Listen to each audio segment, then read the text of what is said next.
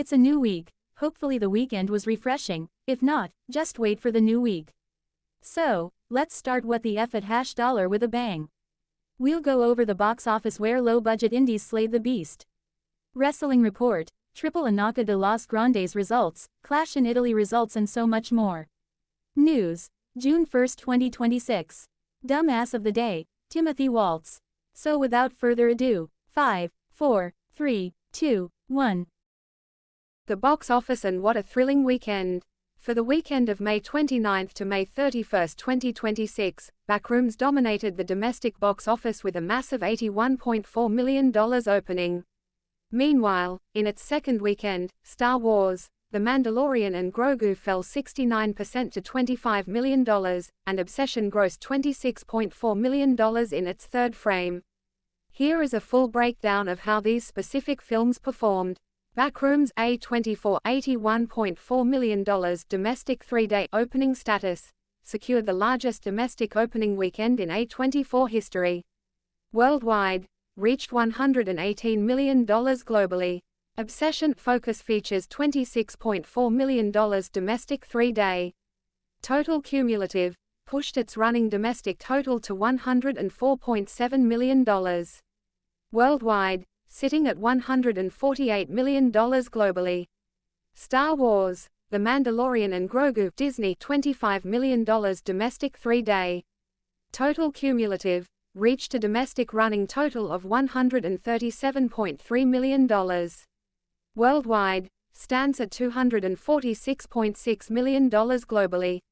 While a movie with a budget of $10 million and a director at the age of 20, made $81.4 million. Another movie with a mere budget of $750,000, in 2 weeks accumulated over $100 million. While Disney's Mandalorian and Grogu faltered to third place because the big studio went with a story that wasn't deserving of the big screen. Now to the Wrestling Report, it was a truly busy weekend for wrestling fanatics who got their fill. 5, 4, 3, 2, 1. The Wrestling Report. Let's first go over the very exciting Triple A Noches de la Grandes. First match, Rey Fénix defeated Laredo Kid, Lucha Libre AAA World Cruiserweight Championship match. A fun match that was fast-paced and told a great story. Laredo Kid went full heel and thwarted his own hubris. Rey Fénix was successful and garners the Cruiserweight Championship. Second match, Hijo del Vikingo with Dorian Roldan and almost defeated Hijo de Doctor Wagner Jr., Lucha Libre AAA Latin American Championship match. The match goes full throttle. Both stars displayed great chemistry and a tale was told where Homos, Galano, Mini Vikingo all got involved. The match paced perfectly and Vikingo is champion again and what's next will be exciting. Third match, the War Raiders, Eric Ibar, defeated Pagano y Psycho Clown, Lucha Libre AAA World Tag Team Championship match. War Raiders are building an argument for the greatest tag team with so many accolades. The long storytelling of Pagano y Psycho Clown played out and hurt the reign. Main event match, El Grande Americano defeated the original El Grande Americano, Mask vs Mask match. The results for Clash in Italy. Undisputed WWE Championship, Cody Rhodes, defeats Gunther. The good, both are awesome at wrestling, it was just amazing to see the wrestling chess game. The bad, the result which was iffy and will play out but still not something fans wanted but too late. The ugly, after Gandor's run at retiring legends, this presentation was awful. WWE Women's Championship, Rhea Ripley defeats Jade Cargill. Jade Cargill looks better than the WrestleMania presentation which was her best as of yet. The match was solid but predictable due to Rhea Ripley's status. Singles match, Brock Lesnar defeats Obafemi. Part 1 at WrestleMania was sensational and build up Obafemi. Part 2 wasn't really necessary but it was amazing. In the loss, Obafemi still looked strong. 7F5, and it took everything Brock had. The only positive it will lead to Part 3 and SummerSlam is a perfect setting especially in Minnesota. Women's Intercontinental Championship, Sol Ruka defeats Becky Lynch, to win the title. Positives, Becky Lynch is amazing, she gets a lot of unwarranted flack but she is something special. Negatives, Wile Solruka is uber talented my roster run has been flawed with botches which hopefully repairs itself. World Heavyweight Championship, Tribal Combat, Roman Reigns C, defeats Jacob Fatu. The match was fine but Tribal Combat was just a title. The mask vs mask match in AAA was visceral while this match just a street fight but nothing special. Roman's aura is off the chart and the Italian crowd was amazing. Clash in Italy was okay at best and I guess we were just spoiled with Noche de Grand the night prior. Wrestling news. Because of WWE in Europe, depends on release, things may get murky.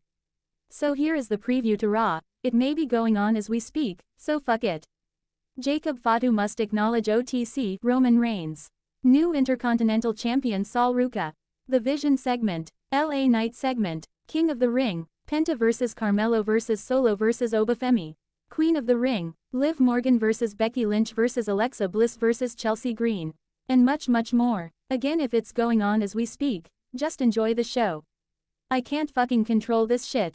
Pre-match, it was reported AAA Octagon Jr. sustained a serious injury and it appears he hurt his neck. Sending quick recovery. WWE legend Tony Atlas wins a wrestling championship at age 72. It's reported that Zelina Vega was involved in an accident. Weather causes the accident and she is grateful to be alive. Well, that's all the news. Until tomorrow. Now to the news. 5, 4, 3, 2, 1. To all the news that matters. Iran cuts off messages to US over continued crimes against terror groups. Everything is hitting the fan where Israel bombing Beirut and things are going to get hairy before it calms down. During these trying times, you should recall the time Bill Clinton offered Palestine Gaza but they refused because their goal is killing Jews, so this was never about peace or land, yet the liberals have poisoned media to the point where everyone is apeshit crazy. Throughout the world, nations are getting frustrated with infestation of non-assimilating foreigners seeking to change the nation to turn it to the shithole they left. Sounds familiar? Good news of the day. Bill Schwartz, 90-year-old, competed in the San Diego Marathon, proving it's never too late. Climate change alarmist failed to mention milder hurricane season for 2026. 55% below normal. So Leonardo DiCaprio can save his jet trip to point his fingers at others. Greta can sleep tight too. Well, to the dumbass of the day. Tampon Tim Walz. The dumbass of the day, Tim Walz. Governor Tim Walz is dangerous to the citizens of Minnesota primarily due to systemic failures in state program oversight that allowed billions of dollars in fraud, alongside his controversial handling of immigration enforcement, public safety, and fiscal policies. While supporters view his leadership as compassionate and protective of state residents against federal overreach, critics point to specific administrative, public safety, and economic actions as a threat to the state's well-being. Systemic social services fraud. The most prominent criticism centers on what opponents call a breakdown in governance and lack of executive oversight regarding taxpayer funds. The Feeding Our Future scandal. State agencies under Walz administration were heavily criticized by a nonpartisan legislative auditor for failing to act on warning signs in a pandemic-era federal food program. This lapse resulted in a massive fraud scheme where individuals looted over $250 million intended to feed hungry children. Misuse of federal and state funds should create madness. Remember, he could have been the vice president and just imagine how much more fraud. Widespread program fraud. Critics, including congressional committees, point to ongoing investigations alleging that total fraud across state-administered social services and Medicaid programs reached several $billion. This prompted intense Republican criticism, calls for his impeachment, and ultimately led to Walz withdrawing his third-term gubernatorial bid. Over $9 billion. How did it get this far? This case alone should have led to arrests and even more investigations. How can a state sit idle while their top guy was overseeing money being stolen? Immigration enforcement and obstruction controversies. Walz's resistance to federal immigration authorities has drawn sharp criticism from opponents who argue his rhetoric and policies compromise public safety. DOJ investigation. The Department of Justice launched an investigation into Governor Walz and Minneapolis Mayor Jacob Free over allegations of conspiring to impede immigration and customs enforcement (ICE) operations. Critics state that local policies blocking cooperation with ICE allow undocumented individuals with criminal records to remain in communities. Unfortunately, Minnesota isn't the only state that is fleecing its citizens. Inciting public safety rhetoric, following a tragic, fatal ICE-involved shooting of a woman named Renee Good in Minneapolis, Walz publicly condemned the federal immigration crackdown as reckless and a threat to public safety. Lawmakers and federal officials fired back, claiming Walz's violent rhetoric actively stoked civil unrest, led to protests turning into riots, and encouraged hostile confrontations against law enforcement officers. Why do liberals embrace the criminal over the law-abiding citizens? Renee Good tried running over the ICE agents, and Tim Walz supported the criminal. Fiscal and progressive policy critics. Conservative critics contend that Walz's broader progressive legislative agenda harms the legal and economic fabric of the state.